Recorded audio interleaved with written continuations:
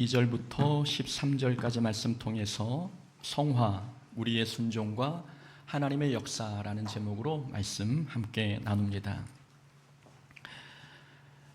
개신교의 호감도가 천주교, 불교보다 낮다는 것은 어제 오늘의 일이 아닙니다. 호감도 순위를 보면 대체로 천주교가 1등이고 2등이 불교, 세 번째가 우리 개신교입니다. 그런데 지난해 2024년 조사에서는 순위에 변동이 있었습니다.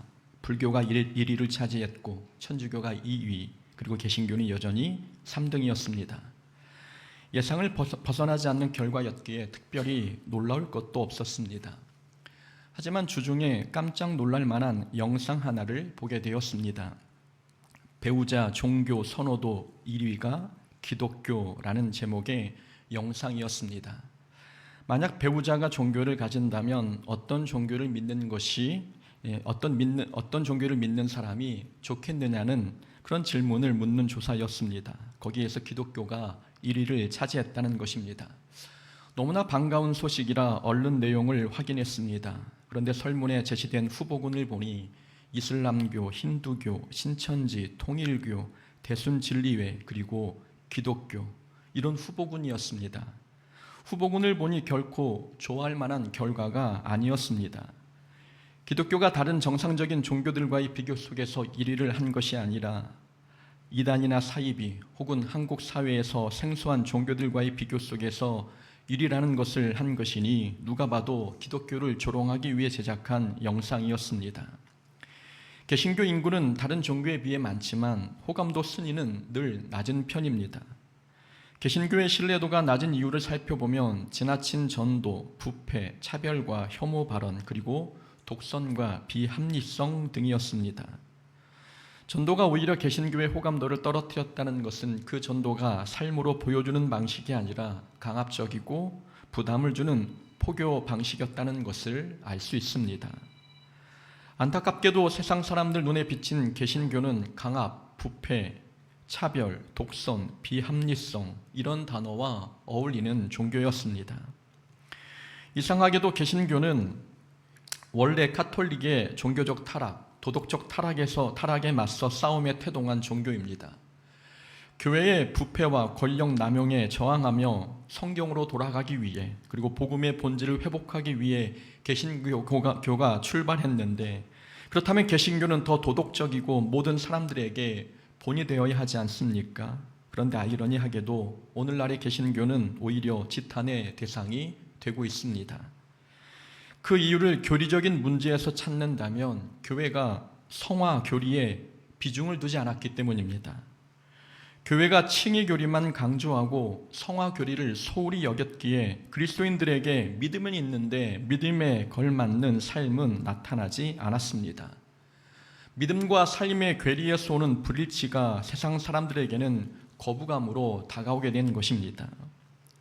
믿음으로 의롭게 된다는 칭의 교리, 곧 구원은 사람의 공로가 아니라 믿음으로 주어진다는 이 교리는 은혜의 교리이자 개신교 신학의 근간을 이루는 핵심 교리입니다. 그러다 보니 칭의 교리만 강조되고 상대적으로 성도의 믿음 성장과 삶의 변화를 다루는 성화 교리는 뒷전으로 밀려났습니다. 그 결과 성도들은 구원받은 사실에만 안주하고 구원받은 후의 삶이 반드시 변화되어야 한다는 사실은 간과했습니다. 그러나 칭의와 성화는 분리될 수 있는 개념이 아닙니다. 칭의와 성화가 분리될 수 없다는 것은 구원은 받았는데 아직 성화는 되지 않았다라는 말이 성립될 수 없다는 뜻입니다. 칭의는 받았는데 성화는 되지 않았다? 이건 불가능합니다. 구원받았으면 구원에 합당한 변화는 당연히 따라와야 합니다. 그래서 칭의와 성화는 동전의 양면과 같습니다. 칭의와 성화는 따로 분리해서 생각할 수 있는 개념이 아닌 것입니다. 만일 구원받았다고 하면서 성화의 증거가 전혀 없다면 안타깝게도 그 사람은 진정으로 구원받은 것이 아닙니다. 물론 성화의 속도는 사람마다 다릅니다. 어떤 사람은 변화의 속도가 눈에 띄게 빠르지만 어떤 사람은 매우 더딥니다. 변화의 속도가 너무 느려서 정말 그 사람 안에 생명이 있는지, 그 사람은 구원받는 게 맞는지 의심이 들 정도로 느린 사람이 있습니다. 그러나 변화에는 속도 차이가 있을지라도 구원받은 사람이라면 반드시 성화의 모습, 곧 의의 열매, 거룩함의 열매가 나타나야 합니다. 그렇다고 해서 성화, 곧 거룩한 삶이 구원의 조건이 된다는 뜻은 아닙니다. 성화는 구원의 조건이 아니라 구원의 증거입니다.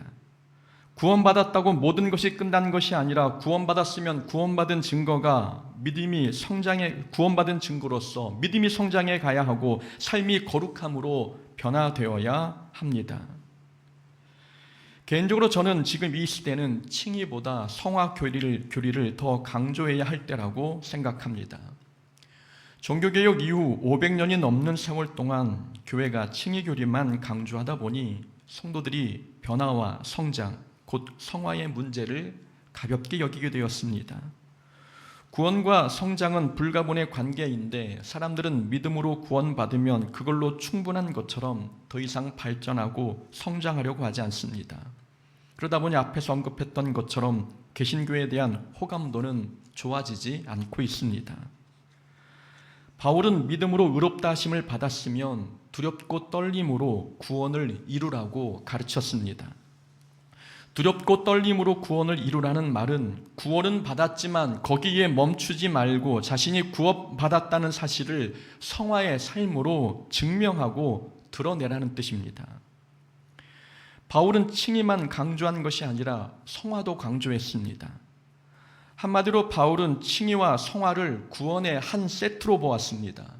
구원을 받았어도 계속 구원을 이루어가는 것, 하나님의 자녀가 되었으면 자녀 신분에 맞는 삶으로 변화되어 가는 것, 이것이 바울이 말하는 구원의 한 세트, 구원의 본질입니다.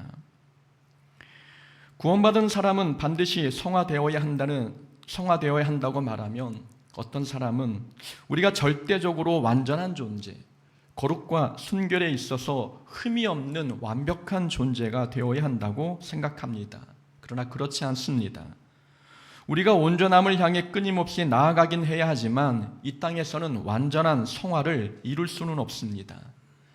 믿음으로 의롭다 하심을 받았어도 여전히 우리는 연약한 죄인이며 우리가 사는 세상은 사탄의 유혹이 가득한 곳이기 때문입니다. 그래서 성화가 평생에 걸쳐 점진적으로 이루어져야 하지만 완벽하고 완전한 성화는 이 땅에서 완성되지 않습니다. 성화의 완성은 우리가 하나님 나라에 들어갔을 때 또는 예수님께서 이 땅에 재림하실 때 그때 완성됩니다. 그러니 삶이 완벽하지 않다고 해서 내가 구원받지 못한 것은 아닐까라고 걱정할 필요 없습니다. 성화는 단번에 이루어지는 것이 아니라 평생 동안 점진적으로 그리고 지속적으로 이루어지는 것입니다. 칭의와 거듭남은 단번에 이루어지는 역사이지만 성화는 단번에 이루어지는 것이 아니라 점진적으로 나타나는 일입니다.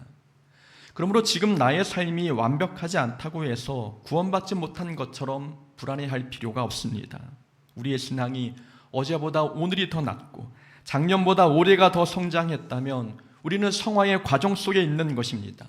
우리가 조금씩 성화되어 가고 있는 중이라면 우리는 구원받은 사람이고 하나님의 자녀가 된 것입니다. 어릴 때 저는 친할머니보다 외할머니를 더 좋아했습니다. 지금은 두 분 다 돌아가셨지만 제 마음에 남아있는 두 분에 대한 기억과 감정은 크게 다릅니다. 친할머니는 저에게 무서운 분이셨습니다. 친할머니에게 야단맞은 기억은 많은데 사랑받아본 기억은 거의 없습니다. 그러나 외할머니는 저를 볼 때마다 언제나 착한 아이로 대해주시며 사랑해 주셨습니다. 그런데 아이러니하게도 무서웠던 친할머니는 교회 권사님이셨고 사랑이 많은 외할머니는 당시 예수 믿지 않는 분이셨습니다. 권사님이신 친할머니는 어디에 가서든 개인 예배를 드리셨습니다. 혼자 찬송을 부르시고 성경을 읽으며 기도하셨는데 그럴 때 우리가 떠들거나 뛰어놀면 야단을 맞았습니다. 그래서 저는 친할머니가 우리 집에 오시는 게 싫었습니다. 우리 집은 단칸방인데 거기서 할머니가 예배를 드리면 우리는 아무것도 할 수 없었기 때문입니다. 여러분 이상하지 않습니까? 평생 하나님을 예배하며 사신 할머니는 무서운데 교회 근처에도 가지 않으신 할머니는 사랑이 많으십니다. 교회 다니는 것조차, 교회 다니던 저조차 그 상황을 이해하기 힘든데 세상 사람들은 더하지 않겠습니까? 우리는 이 일화를 통해 성화에 대한 두 가지 사실을 깨달아야 합니다. 첫째로는 신앙생활의 목적은 성화가 되어야 한다는 사실입니다. 신앙생활의 목적은 구원에 머무는 것도 아니고 교회 봉사에 그치는 것도 아닙니다. 신앙생활의 목적은 그리스도의 성품을 닮아가는 성화입니다. 그래야 신앙생활의 연수가 더해질수록 우리의 성품과 인격이 점점 성장하고 변하게 됩니다. 성화가 신앙생활의 목적이 되지 않으면 우리는 종교 행위를 잘하는 사람은 될 수 있어도 그리스도를 닮은 성도는 될 수 없습니다. 기도를 많이 하는데 왜 사랑이 풍성해지지 않고 더 비판적인 모습이 되는 것입니까? 성경은 많이 읽는데 왜 순종적인 모습보다는 더 판단하고 정죄하는 태도를 보이는 것입니까? 신앙생활의 목적이 잘못되었기 때문입니다. 기도 생활이 자기 의가 되고 교회 봉사가 자기 교만이 되는 이유는 성화가 목적이 되고 있지 않기 때문입니다. 성화가 거룩해지는 삶이 신앙생활의 목적이 되어야 기도하면 할수록 성품이 다듬어지고 성경을 읽으면 읽을수록 인격이 더 성숙해집니다. 성화를 신앙생활의 목적으로 삼는 사람은 신앙 성장 그래프가 우상향으로 진행됩니다. 하지만 처음에는 우상향으로 진행되었던 성장이 70사가 되어서 하향 곡선을 그리는 사람들이 있습니다. 신앙생활의 목표를 교회 일, 직분 감당에 두었기 때문입니다. 신앙생활의 목표가 교회 일, 직분 감당이다 보니 은퇴 이후에 성장 그래프가 뚝 떨어지는 것입니다. 그러나 거룩함과 성화가 목적인 사람은 주님 오시는 날까지 신앙이 우상향으로 계속 성장해 갑니다. 이 말은 우리가 직분에서 은퇴해도 연세가 많아도 성화를 위한 노력은 지속되어야 한다는 말씀입니다. 우리의 구원은 아직 완성되지 않았고 구원을 완성하려면 주님 오시는 날까지 성화는 계속 이루어져 가야 하기 때문입니다. 우리가 세월이 흘러도 계속 배우고 확신한 일에 거하며 성화를 이루어 간다면 교회 안에는 신앙의 본을 보이는 사람들이 많아지게 될 것입니다. 그러면 교회는 지탄의 대상이 아니라 세상을 밝히는 등불이 되지 않겠습니까? 우리가 두 번째로 기억해야 할 것은 도덕적으로 착하고 선하다고 해서 그것을 성화라고 착각해서는 안 된다는 점입니다. 성화는 도덕과 윤리로 판단하는 것이 아닙니다. 성화는 하나님과의 관계를 통해서만 판단할 수 있습니다. 제 외할머니는 돌아가시기 수년 전에는 예수를 믿으셨지만 제가 어릴 때에는 말씀드린 것처럼 교회 자체를 싫어하셨습니다. 그런데도 외할머니는 사랑과 긍휼이 많으셨고 따뜻함과 인정도 풍성하셨습니다. 사랑과 긍휼이 풍성하다고 해서 외할머니의 모습을 성화라고 할 수 있습니까? 아닙니다. 외할머니는 도덕적이고 착한 사람이지 성화의 과정에 있는 분은 아닙니다. 외할머니의 사랑과 긍휼은 하나님과 무관한 것이었기 때문입니다. 하나님과 관계 맺음 없이 행하는 모든 행위는 아무리 선하고 착해도 성화가 아닙니다. 우리가 성화되어야 하는 이유는 착하고 선하게 살기 위해서가 아닙니다. 우리가 성화되어야 하는 이유는 딱 한 가지밖에 없습니다. 하나님이 거룩하시기 때문입니다. 하나님이 거룩하신 분이시기에 하나님의 백성인 우리도 거룩해야 합니다. 그래야 하나님과 동행할 수 있습니다. 거룩한 하나님과 동행하기 위해 우리도 거룩해야 하는 것, 이것이 성화의 본질입니다. 그래서 하나님을 알지 못하는 자가 행하는 도덕적 선은 성화가 아닙니다. 그들은 하나님과의 동행에는 어떤 관심도 없기 때문입니다. 그러니 우리 삶의 목적을 도덕적인 삶에 두지 않아야 합니다. 우리 삶의 목적은 도덕성이 아니라 거룩함입니다. 하나님과의 동행이 우리의 목적이기에 삶의 목적은 거룩함이어야 한다는 말씀입니다. 우리가 하나님과 동행하기 위해 거룩해지려고 애쓰다 보면 우리 삶과 인격의 성화의 열매가 열리게 됩니다. 그렇다면 성화는 어떻게 이루어지는 것일까요? 우리가 하나님만 바라보면 저절로 성화되는 것일까요? 우리가 배운 교리 중에 거듭남과 칭의 교리가 있었습니다. 거듭남과 칭의는 전적으로 하나님께서 하시는 역사입니다. 거듭나는 것, 의롭게 되는 일은 인간의 노력에 단 1%도 섞이지 않고 100% 하나님의 은혜로 주어집니다. 성화도 하나님께서 이루어 가시지만 여기에는 인간의 적극적인 행동도 필요합니다. 우리가 아무것도 안 하고 하나님께서 하시도록 내버려 두기만 하면 저절로 성화되는 게 아니라는 말씀입니다. 도둑질하는 자는 다시 도둑질하지 말고 돌이켜 가난한 자에게 구제할 수 있도록 자기 손으로 수고하여 선한 일을 하라. 도둑질을 멈추고 그 손을 가난한 자를 구제하는 일에 사용하라는 에베소서 말씀입니다. 도둑질을 끊고 구제하는 것, 성화의 과정으로 나아가려면 잘못된 행위를 끊고 그 잘못된 행위를 선한 행위로 바꿔야 한다는 말씀입니다. 성화에는 우리의 적극적인 행동이 요구된다는 것을 보여줍니다. 그러니까 성화는 기도만 한다고 되는 게 아닙니다. 성경만 읽고 암송한다고 성화가 그대로 주어지는 것도 아닙니다. 기도와 말씀이 성화를 촉진하는 힘은 될 수 있어도 우리가 적극적으로 노력하고 힘쓰지 아니하면 거룩해지는 이 성화는 이룰 수 없습니다. 바울은 핍박을 멈추고 그 열심을 복음 전하는 열심으로 바꾸었습니다. 사도 요한은 자신의 저돌적인 열정을 복수가 아니라 사랑하는 일에 활용했습니다. 삭개오는 물질을 부당하게 축적한 자신의 행동을 이웃을 섬기는 행동으로 변화시켰습니다. 혈기와 성급함의 대명사였던 베드로는 자신의 그런 행동을 복음 전하는 용기로 바꾸었습니다. 이분들은 가만히 앉아서 성화되기를 기다리지 않았습니다. 적극적으로 잘못된 행동을 끊고 선한 행동을 하려고 힘썼습니다. 성화에는 인간의 적극적인 행동과 결단이 요구되기 때문입니다. 우리도 성화를 이루고 싶으십니까? 그렇다면 노력하고 행동해야 합니다. 비판하는 시각을 헤아림의 시각으로 바꿔야 하고 정죄했던 행위를 용서의 행위로 바꿔야 합니다. 미워하는 마음은 사랑하는 마음으로, 그리고 불평하는 입술은 감사의 입술로 변화시켜야 합니다. 성화는 그냥 주어지는 것이 아니라 우리가 하나님의 도움으로 우리 힘으로 이루어가는 것이기 때문입니다. 그러나 말이 쉽지 잘못된 행위를 선한 행위로 바꾸는 것, 이건 머리로는 알아도 행동으로 쉽게 이어지지는 않습니다.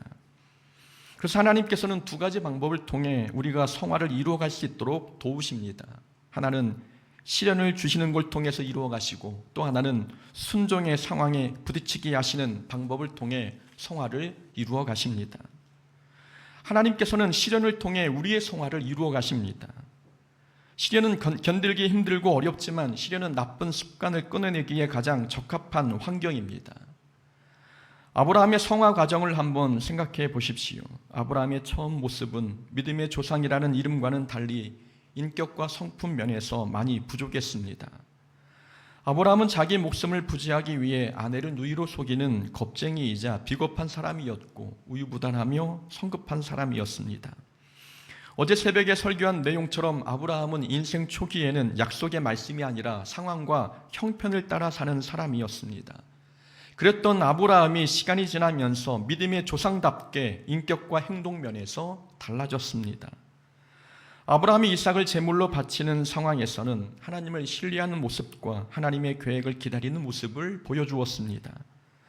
아내 사라를 장사 지내기 위해 막벨라 굴을 매입할 때는 헷 사람들에게 정중하고 예의 바른 모습을 보여주었습니다. 아브라함이 처음과 다르게 점점 성숙한 모습으로 변해간 비결은 많은 시련을 통해 훈련받았기 때문입니다. 아브라함은 애굽에서 아내를 빼앗길 뻔했던 시련을 만났고 또 이스마엘을 낳음으로 인해 가정에 불화도 겪었습니다. 그리고 이삭을 얻기까지 수많은 세월을 인내해야 했으며 조카 롯과 헤어져야 하는 아픔도 겪기도 했습니다.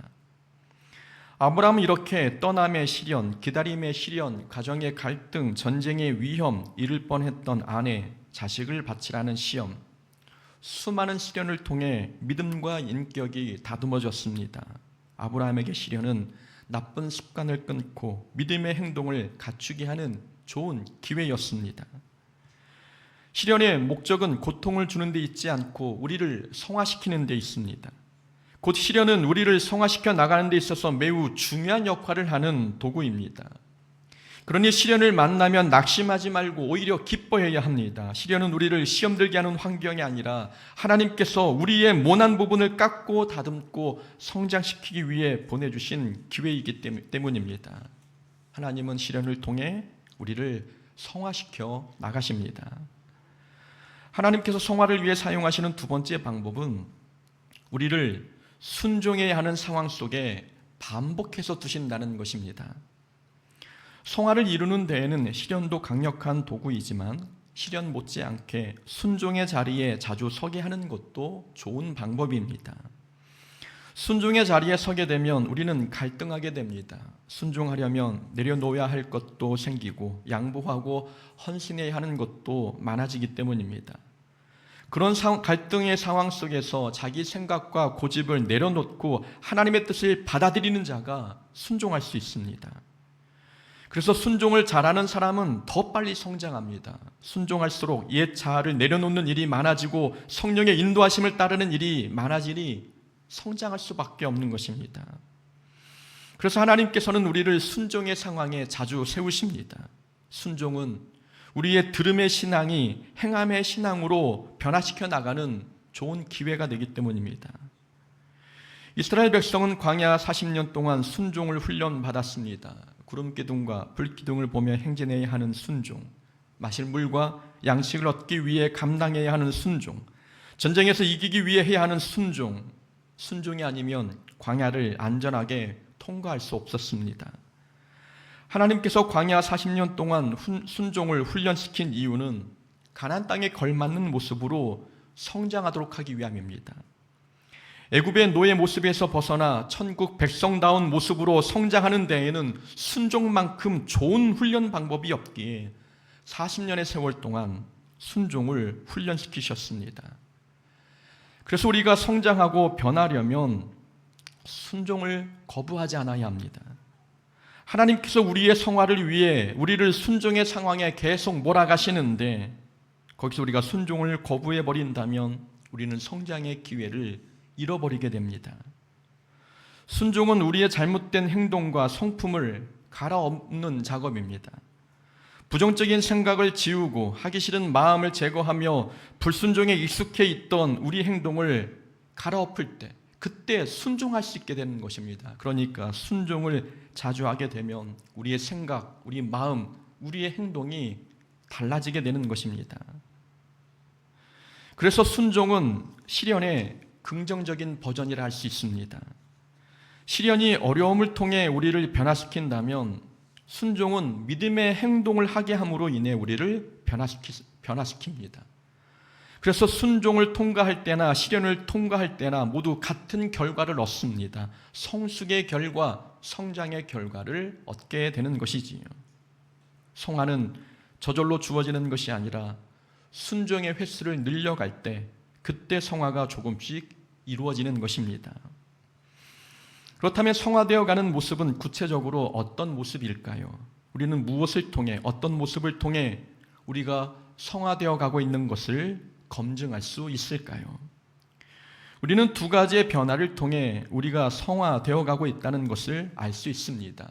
첫째는 좋은 습성이 길러지는 것을 통해 알 수 있고, 두 번째는 우리 인격에 성령의 열매가 열리는 모습을 통해 알 수 있습니다. 좋은 습성, 성령의 열매, 이것이 성화의 열매이고 특징입니다. 다니엘은 하루 3번 예루살렘을 향해 기도하는 습관이 있었습니다. 이 기도의 습관은 한가할 때만 지켜진 게 아니라 목숨이 위협받는 상황에서도 지켜졌습니다. 기도는 다니엘에게 형식적인 습관이 아니라 인격 깊숙이 새겨진 습성이었습니다. 습관은 반복적인 행동을 뜻하지만 습성은 그것보다 더 깊은 뜻으로서 성격처럼 굳어진 성향을 의미합니다. 다니엘이 기도의 습성을 지녔다는 말은 기도가 다니엘의 성격이 되었고 인격이 되었다는 뜻입니다. 기도의 습성이 길러졌다는 것은 다니엘이 성화의 과정에 들어섰다는 것을 보여주는 증거입니다. 바울은 복음 전파라고 하는 좋은 습성이 있었습니다. 열매가 있을 때나 없을 때나 또 기쁠 때나 위기에 놓였을 때나 바울은 복음 전하는 일을 중단하지 않았습니다. 바울의 복음 전파 습성을 보면 그가 성화의 과정 중에 있다는 것을 충분히 알 수 있습니다. 우리는 이 습관이나 습성을 가볍게 여기지 않아야 합니다. 어떤 행동이나 일을 기복 없이 꾸준히 한다는 것은 보통의 힘으로는 가능한 일이 아닙니다. 기도하는 것, 전도하는 것, 성경 읽는 것, 사랑하는 것, 주의를 지키는 것, 이런 일이 습관과 습성으로 자리 잡으려면 수많은 세월 동안 절제하고 자기를 쳐서 복종시키는 과정이 필요합니다. 때로는 눈물을 흘리며 이것 때문에 병이 날 정도로 힘든 순간을 거치기도 해야 합니다. 그런 과정을 통해 좋은 습성이 길러지면 어떤 어려움에도 흔들리지 않고 지속적으로 성장해 갈 수 있습니다. 성화는 이런 과정을 통해서 얻어지는 것입니다. 성화를 이루고 싶어 하면서 좋은 신앙의 습관이나 습성을 기르지 않는다면 그건 모순된 태도입니다. 어떻게 좋은 습관이나 습성 없이 성화를 이루어 나갈 수 있겠습니까? 성화를 이루며 살아가는 사람치고 신앙의 선한 습성을 지니지 않은 사람은 단 한 명도 없습니다. 상황에 따라 왔다 갔다 하지 않고 한결같은 신앙 습성이 길러지고 있다면 우리는 성화를 이루어가고 있는 것입니다. 또한 성령의 열매가 인격에 맺어지는 것도 성화의 증거입니다. 사랑, 희락, 화평, 오래 참음, 자비, 양선, 충성, 온유, 절제, 이런 성령의 열매가 인격에 맺어지고 있다면 그 사람은 성화의 과정을 걸어가고 있는 것이 분명합니다. 성령의 열매에 대해서는 연초 특별 새벽 기도회 때 말씀을 드렸습니다. 오늘 그 내용을 다 다룰 수는 없고 중요한 것은 이 성령의 열매는 9가지 열매가 아니라 하나의 열매라는 것, 그리고 성령의 열매는 행동에 열리는 게 아니라 인격에 맺어야 한다는 사실입니다. 성령의 9가지 열매가 하나의 열매라는 말은 9가지 열매가 따로따로 열리는 게 아니라 한꺼번에 열려야 한다는 뜻입니다. 성령의 열매 안에 9가지 열매가 전부 들어있는 것입니다. 그래서 9개 열매가 다 열리든 아니면 하나도 열리지 않든 둘 중에 하나입니다. 그래서 나는 사랑의 열매는 있는데 아직 화평의 열매는 없어, 이런 말은 성립되지 않습니다. 9가지 열매는 모두 연결되어 있는 하나의 열매이기 때문에 사랑의 열매가 있으면 나머지 8개의 열매도 함께 나타나야 합니다. 열매의 크기가 작을 수는 있습니다. 그러나 9개의 열매가 모두 열려야 성화된 삶을 살고 있다는 증거입니다. 또한 성령의 열매는 행동이 아니라 인격에 맺는 것입니다. 곧 누군가 사랑의 열매를 맺었다면 그건 그 사람이 사랑의 사람이 되었다는 뜻입니다. 사랑의 행동을 했다고 해서 사랑의 열매를 맺는 게 아니라 사랑의 인격을 지닌 사랑의 사람이 되는 것이 사랑의 열매를 맺은 것입니다. 사랑의 행동을 하는 것과 사랑의 사람이 되는 것은 하늘과 땅 차이입니다. 사랑의 사람이 되면 그 사람은 사람을 가리지 않고 사랑합니다. 사랑하는 사람만 사랑하는 게 아니라 사랑하기 싫은 사람도 사랑하게 됩니다. 인격 자체가 사랑이기 때문입니다. 이런 모습이 인격의 사랑의 열매를 맺은 모습입니다. 하지만 인격의 열매 없이 행동으로만 사랑하려는 사람은 모든 사람을 공평하게 사랑하기 어렵습니다. 겉으로는 사랑하는 척해도 속으로는 사랑하지 않을 수 있고 자기 감정에 따라 사랑이 변할 수 있으며 친분 관계에 따라 사랑도 달라질 수 있습니다. 성령의 열매가 인격에 열리면 사람을 차별하지 않고 자기 감정이나 형편에 따라 태도도 달라지지 않습니다. 모든 장소, 모든 사람, 모든 상황에서 한결같은 모습을 보이는 것, 이것이 인격의 성령의 열매를 맺은 사람의 특징입니다. 이런 모습이 나타나고 있다면 성화되고 있다는 증거입니다. 우리가 성화되고 있는지 알고 싶다면 우리에게 좋은 습성이 길러지고 있는지, 또 우리 인격의 성령의 열매가 열리고 있는지를 살펴보면 됩니다. 예수님은 우리 죄를 사해 주시기 위해서만 십자가를 지신 게 아닙니다. 우리의 성화를 위해서도 십자가를 지셨습니다. 그러니 죄사함을 받았으니 그걸로 충분하다며 안주하지 않아야 합니다. 우리가 성화를 이루기 위해 힘쓰지 않는다면 우리는 예수님의 십자가 죽음을 헛되게 하는 것입니다. 예수님은 우리의 성화를 위해서도 십자가를 지셨기 때문입니다.